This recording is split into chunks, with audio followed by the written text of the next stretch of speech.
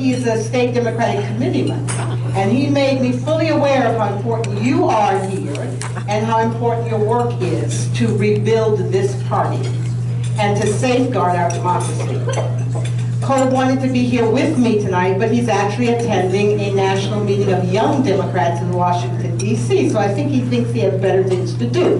We'll prove him wrong. But I accepted this invitation to come to speak to you tonight because I want to offer you some words of encouragement. I think our party needs it right about now, and you as the foot soldiers need it especially. From my perspective, I want to give you a global perspective.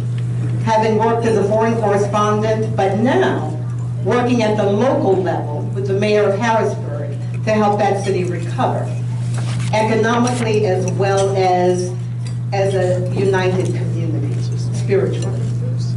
Now, I've lived abroad 3 times, in Athens, in Paris, and in Prague, and Harrisburg is as much as a foreign city as any of those were.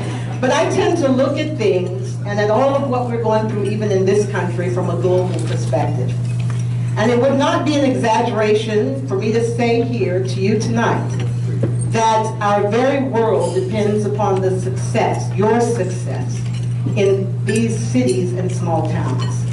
And on whether people like you stay engaged and fight to restore our party and defend our country's constitution. Thousands of people in this country, many of them new immigrants and refugees, are depending upon people like you to stand for what is humane and for the very principles upon which our country was founded. Thousands of people are depending upon you to be motivated, to be passionate, and to be patriotic Americans. Each one of you, each one of us, has a role to play, and each one of us can indeed make a difference during these critical times in our country. My work covering the world for such respected news organizations as National Public Radio, Night Reader newspapers, and Radio Free Europe, Radio Liberty, has taught me that one dedicated and inspired person can indeed change the world. Now, the bad news, I'm going to take you out of Lebanon and take you around the globe for a few minutes. Bad news is that one person can sometimes be used to wreak havoc around the world. The power of one person can be used to build a bridge among nations and among peoples, or to build a wall. I spent 2 weeks just recently in Southern Africa, and it was brought home to us over and over again how one person, such as a Mandela or a Bishop Tutu, has been crucial in helping to heal a nation wrought and just fractured by oppression and racism. And those two people individually and collectively help prevent needless bloodshed. In my reporting for National Public Radio and for dozens of newspapers around the country, I have documented how the action or inaction of one person can plunge the world into chaos and war or lift it from hatred and despair. And in my decades covering some of the world's most volatile regions in the Middle East and in Africa, I've come to know that peace and conflict often begin and end with one person. With one person like you here in this room tonight. I've come to know that each one of us, each individual, has the power to change the entire world by our actions, for better or for worse. In countless interviews that I have done with people in Jeddah, Karachi, Damascus, Cairo, Amman, I've looked into the eyes of both men and women who were determined to bring suffering and chaos to innocent people. They were as determined as you are here tonight to unite your communities and to save this nation. I have learned we must not underestimate the power of one to wreak havoc or to build bridges. I am so delighted to be among people in this room today because you are working every day to improve your community. But I have spent much of my life and much of my career focusing on people who are doing just the opposite around the world. There were people like Syria's Hafez al-Assad, the father of the man currently in office, Bashar al-Assad. And if you should never have had any question about who Assad, that family is, because the document, the historic document is there. He did this and worse decades ago in a place called Hama. You just need to know your history. And then I've looked at and dealt with people who are followers of Osama bin Laden. And a man like that was able, from a cave in Afghanistan, to impact everything we're doing here in our country today. How we get on a plane, where we can go on a plane, all of that. One man's thought process, his ideas shaped that. Now, in my first 2 books, I focus really on individuals, on people whose ideas, whose anger and fear inspired much of the world's current chaos. They have been the forces behind the movements we have come to know as Al-Qaeda, as ISIL, and as ISIS. And I don't think I have to tell you in this room that you're not removed from the impact of Al-Qaeda, ISIL, and ISIS. If you think you are, you're mistaken. When I was researching and writing my first 2 books, many Americans had never heard of the term jihad. I think we all know about that term now, right? And they had no idea of the power of one man to reshape American way of life. Much as it pains me to say it, the power of one man, like Osama bin Laden, propelled thousands to take up the mantle of global jihad and indelibly stain American history. His power has lasted even beyond his grave and has spawned mayhem that has destabilized our world. Now, I never met Osama in person, but I talked to a lot of people who claim to be inspired by him. And in Khartoum, one evening I dined in the home of a world-renowned Islamic leader who hosted him in Sudan, years before he would become known as the world's most reviled terrorist. My work looking at the power of one, at the role individuals play in war and peace, has convinced me that we must focus on the micro, on the people behind the scenes, to better understand the forces now reshaping our world. Now, I didn't begin my work delving into the power of one with the ascent of Osama bin Laden. I actually began in the early 90s when I traveled to Tunisia to interview a man many at that time reviled as a terrorist. His name was Yasser Arafat, founder of the Palestine Liberation Organization. And with the sheer force of his personality, which I witnessed firsthand, Arafat had full command of those around him, barking orders one minute and showing touching kindness, even vulnerability the next minute. One thing drove him and those who followed him: a passion for liberating what they saw as Palestine from Israeli control. It's no exaggeration to tell you tonight that he was so devoted to his cause that he lived and breathed it. He also was willing to give up his life for it, as so many of his colleagues and so many people are willing to do today.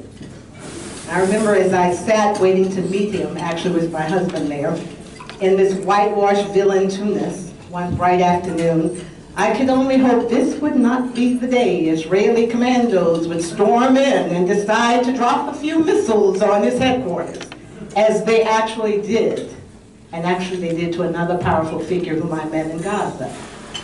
Sheikh Yassin, the founder of Hamas, the militant organization we consider terrorist, and many people around the world do not, at that time was fighting Arafat's PLO.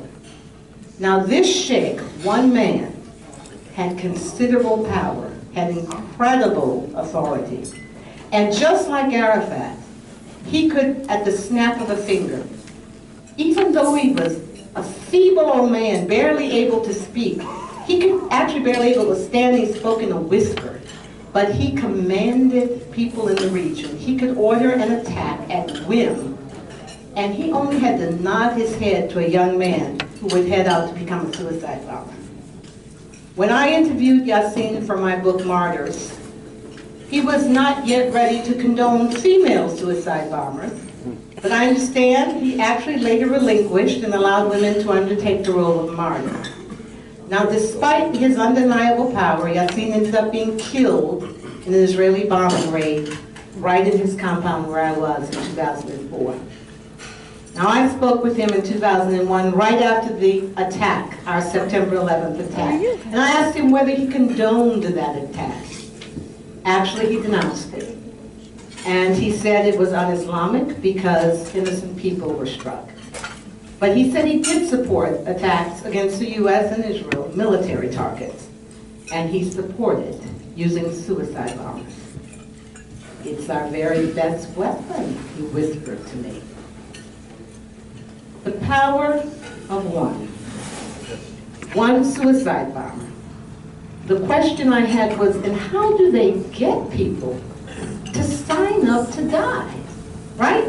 And I figured that might be of interest to even you in this room, because if you can get people, young people, to sign up to die, you certainly ought to be able to get them to go out to vote, right? So I went, and maybe this could help you, asking people, what do you have to do? And I went and I met with a man who was considered the best trainer of suicide bombers you can find anywhere in the world. His name was Munir al-Makda. And I met him in a refugee camp in southern Lebanon. And let me tell you, that's why we need to worry about refugees and about refugee camps.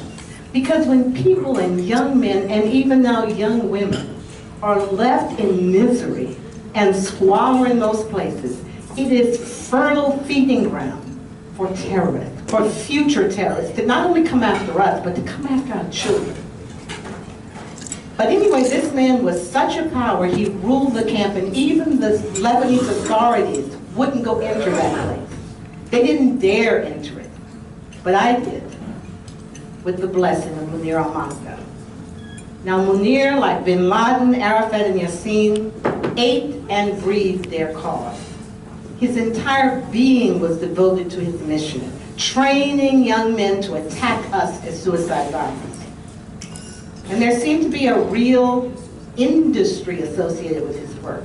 Promotional posters, flyers had to be made, video shot, and last messages sent to families and friends. All of this thought out and done beforehand, so nothing would stand in the way of completing the mission when called. The power of one person to command others to go out, it's incredible, and it's easily seen around the world. And I'll tell you, don't be deceived by petite packages. There's a petite package over there, right? Don't be deceived. Because from what I have seen, young women can be very dangerous. Now, I didn't meet this woman, but I heard about her, and she was legendary in southern Lebanon. Her name was Lula Aboud, and she was the first female suicide bomber. But I was so intrigued by her, and by how this beautiful young woman who, just her picture looked so angelic when I saw it. I went to visit her mother and talk to her family and find out how, what is this about? But her story is that she fled, her family fled from southern Lebanon when the Israelis were coming in. And she was safe in Beirut. But she decided, no, she had to go back with some of her friends to fight for the liberation of her village. And so she did. But Lula thought through everything. She didn't just do it. She had a plan. She didn't just bomb. She had a strategy. Okay? She decided when she went back, she would fight until they captured her. But when they captured her, she would be strapped with an explosive and would take out as many as she could. And that's what happened. She fought, she killed, and then when Israeli soldiers came in to surround her, she exploded herself. Now I have to tell you, you think we've been talking about Muslims all this time, but Lula Aboud was a Christian, Orthodox Christian. Now I interviewed, and that's why what I'm telling you is, don't be fooled by packages, don't be fooled by religion, people distort religion, they misuse religion. Think, look at the perspective that will keep us from making mistakes in our strategy to defeat terrorism. Now I interviewed many people, Muslims, Christians, Jews, working also to stop and to keep us safe. There was one man, you wouldn't believe it, Sheikh Hassan al-Fadlallah, the founder of Hezbollah, who we consider a terrorist organization, was working to try to stop young people from entering extremism. But I did come to know that individual clerics wield a great deal of power, like priests and ministers do in our society in the Muslim world. And many really were peacemakers, trying to build a better world. Now, I would be seriously depressed right about now, and I don't want to leave you depressed, because I want to tell you, among the interviews and people I met, there really were peacemakers. People like Desmond Tutu, the first black Archbishop of Cape Town, of the Anglican Church of Southern Africa.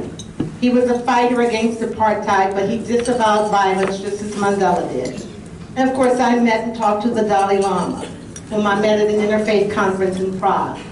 All of these people, including some smaller people that I have met, including one woman, an Afghan woman, who worked for many years as an underground school for girls in Afghanistan, under the Taliban, when she could have been killed. So there are many people, I would tell you, working for good, just as you today in this room are working for good. But one thing I want to leave with you is to understand the importance of your work today in choosing and supporting the right people for political office. Your work now is just as important as people who are fighting counterterrorism, because we have problems in our own country, and this extremism won't be stopped, and it won't be solved unless we put solid, good, responsible people in office. I think we're aware that through our work in the Democratic Party, we have a chance to create not only a better nation, but a better world for our children and for ourselves. I hope we never have to worry about our children being dragged off to war in Iraq or in Syria, as we're now facing. Are you in this room really aware of your power of one? Will you use it? The truth is, you really are in this room the forces for good in the world. You're struggling every day to be a positive force, to create a better Lebanon, a better Pennsylvania, and a better America. I hope, after getting this sober glimpse of another world, of other powers, of one who are out there causing suffering and death, I hope you will be encouraged and realize just how important your work is. Each of you has an incredible power of one. Use it. And thank you for doing what you can. And I hope you know how powerful you really are. Thank you.